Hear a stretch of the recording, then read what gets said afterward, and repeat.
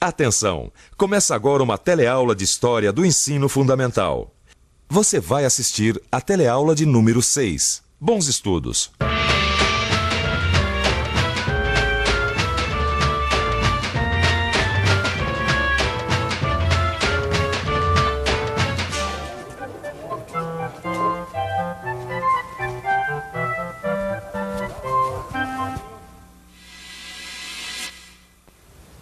Olhe bem para essa fotografia. Você saberia dizer de que país são essas pessoas? São todos brasileiros. Hoje em dia, num ônibus de excursão como este, você tem contato com gente de todo o Brasil, do Oiapoque ao Chuí. Mas nem sempre foi assim, não. Durante muito tempo, colonos de Portugal, espalhados pela América, formaram grupos isolados espalhados por um imenso território. Agora, um convite para você. Embarque na nossa excursão. Conheça as regiões coloniais, suas diferentes atividades econômicas e relações sociais.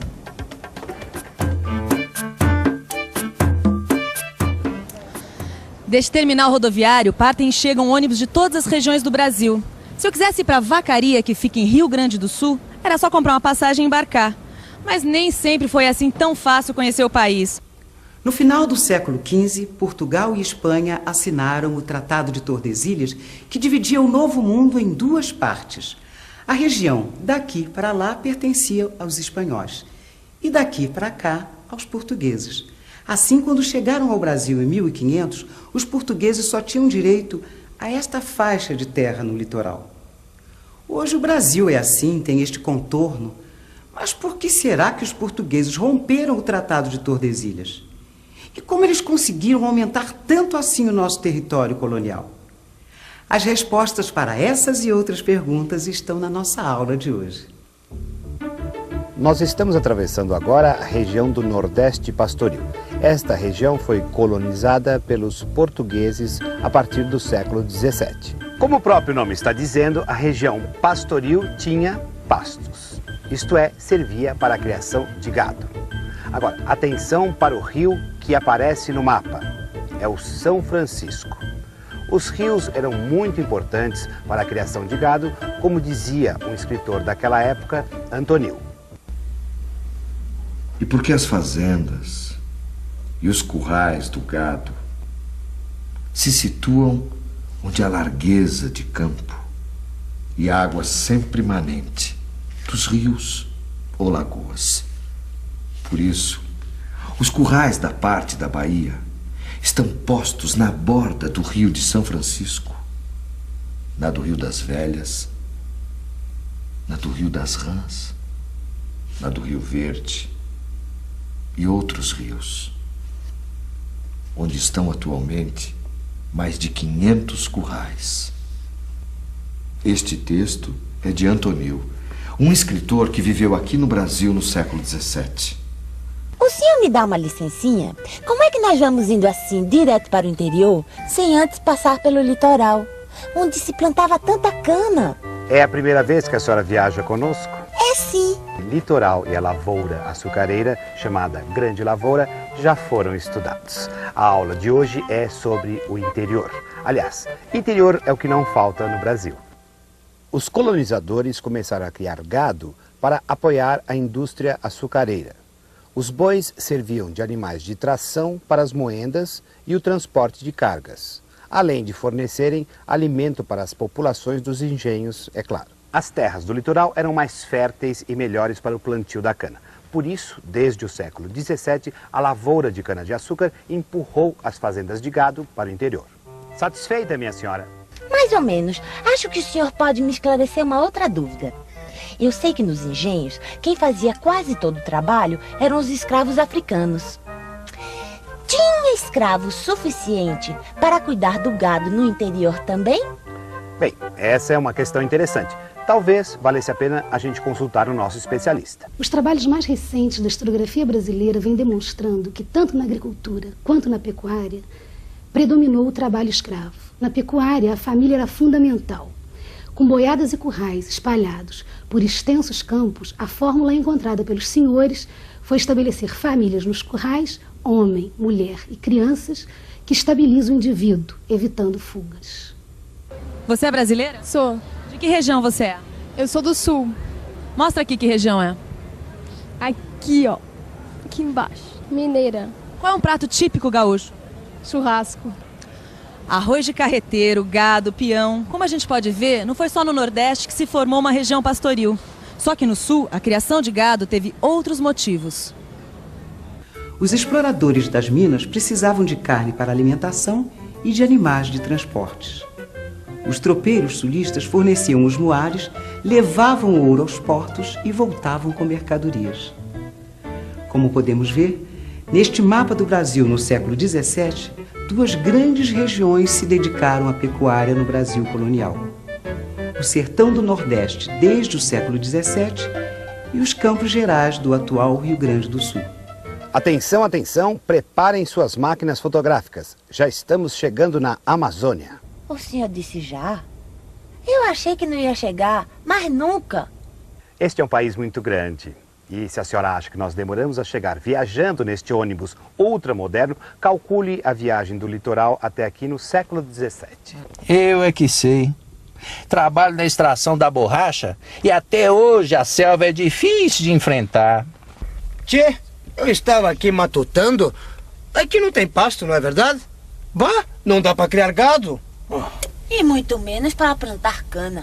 Por isso mesmo, quem primeiro se aventurou por aqui foram os padres que vieram catequizar os índios. Eles organizavam aldeias chamadas missões. E eles pertenciam a várias ordens diferentes religiosas, inclusive a dos jesuítas. A solução encontrada foi aproveitar as riquezas naturais que ali existiam. Eram as drogas do sertão, que deviam ser coletadas pelos trabalhadores indígenas. Essa situação causou uma série de conflitos entre missionários e colonos, porque os missionários acusavam os colonos de abusar do serviço dos índios, atrapalhando o seu serviço nas roças e prejudicando a catequese.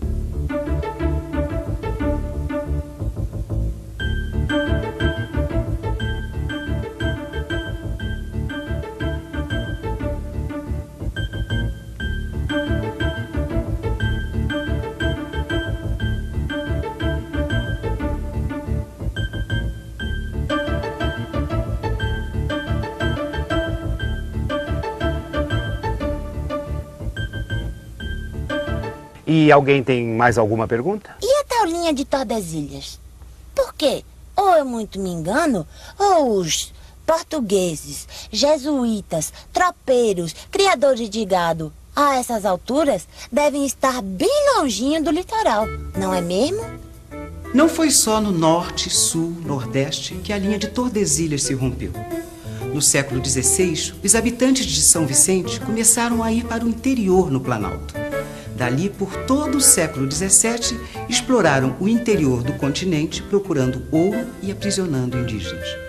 Os indígenas eram vendidos como escravos nas áreas açucareiras mais próximas, como as capitanias do Rio de Janeiro e da Bahia.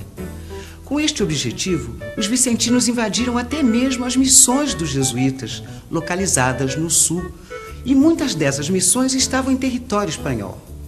Essas expedições receberam o nome de Entradas e Bandeiras.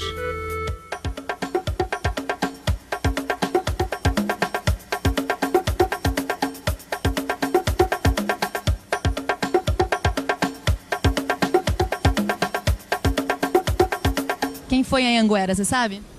Não, não conheci. Você sabe quem foi Fernão Dias? Não. Quem foi Raposo Tavares? Um bandeirante. Os bandeirantes ficaram famosos por terem empurrado a linha de Tordesilhas um pouco mais para o oeste. Além disso, descobriram ouro e pedras preciosas. A coroa portuguesa, sempre interessada em fazer sua colônia render, chegou a financiar algumas dessas expedições, que ficaram conhecidas como entradas. Já as bandeiras foram financiadas pelos próprios colonos. Agora vamos ver o que aconteceu com o mapa do Brasil a essa altura dos fatos. No século XVIII, um grande acontecimento modifica a relação da coroa de Portugal com a colônia. A descoberta de ouro e diamantes, onde estão hoje os estados de Minas Gerais, Mato Grosso e Goiás. Portugal passava por uma crise financeira grave. A riqueza da região das minas era a solução. Nós estamos quase chegando a Minas Gerais. Os senhores sabem onde está Minas Gerais? Uai, Minas está onde sempre esteve, senhor. Não, eu disse historicamente, meu senhor. Depois da descoberta das riquezas minerais, a região se tornou a menina dos olhos de Portugal. Bem, o padre Antonil também escreveu sobre isso. A sede insaciável do ouro estimulou a tantos a deixarem suas terras e a meterem-se por caminhos tão ásperos como são os das minas. Dizem que mais de 30.000 almas se ocupam umas em catar e outras em mandar catar nos ribeiros do ouro e outras em negociar. Cada ano, vêm das frotas quantidades de portugueses e de estrangeiros para passarem às minas. Das cidades, vilas, recôncavos e sertões do Brasil, vão brancos, pardos e pretos e muitos índios, homens e mulheres, moços e velhos, pobres e ricos, nobres e plebeus, seculares e clérigos e religiosos de diversos institutos, muitos dos quais não têm no Brasil convento nem casa. Aqui em Ouro Preto, Minas Gerais, ainda podemos ver as marcas da riqueza. Ouro Preto, como outras cidades históricas de Minas, se desenvolveu com a chegada de gente de toda parte em busca de minerais preciosos.